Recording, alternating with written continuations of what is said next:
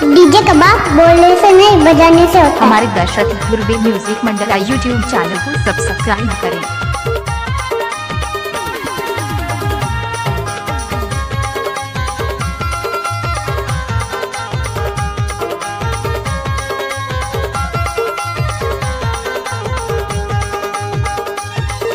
अरे डीजे वाले छोरे अपनी स्टाइल में बजाना।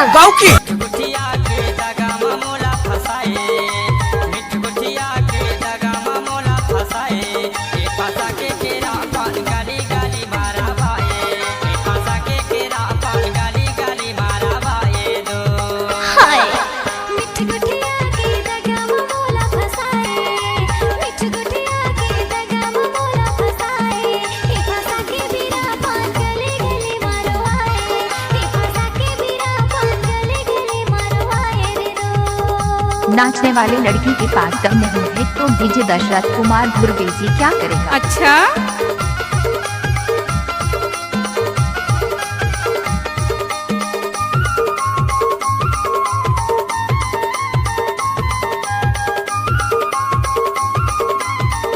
₹1 टाइम लगते है ना वो।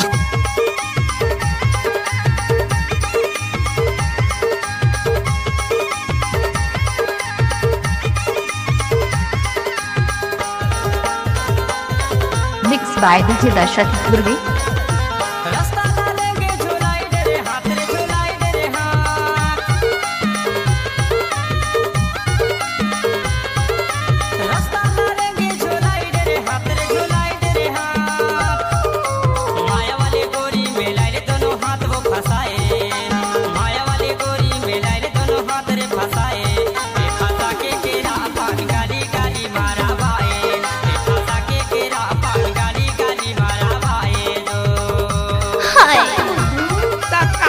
मतलब है वो लड़का हो जावे तैसे ना।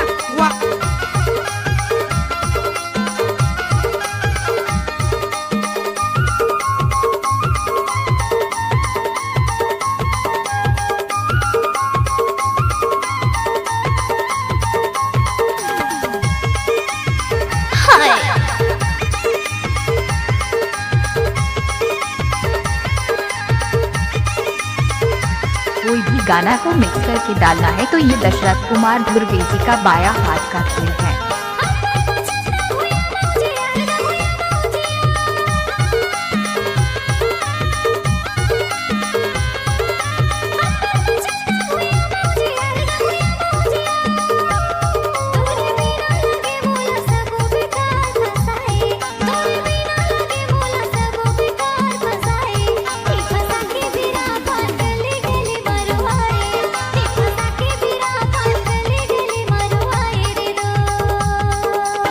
डीजे का बात बोलने से नहीं बजाने से होता है। डीजे दशरथ ध्रुवी टिकरा चौला वाले।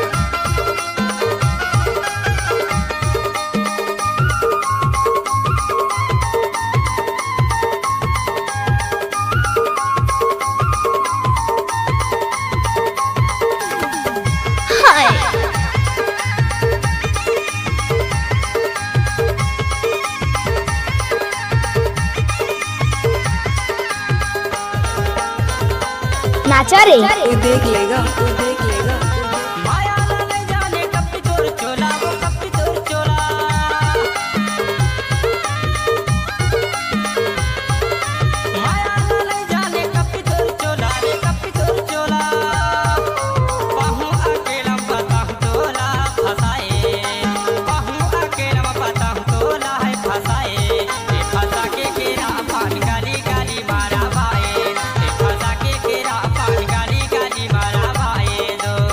Mix by DJ Dashrath Kumar Dhruvi जी।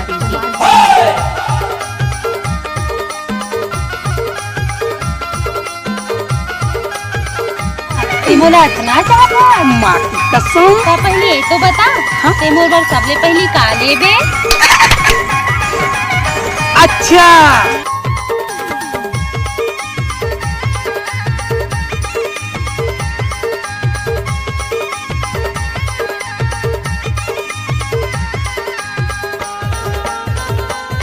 कैसे कर थस रे?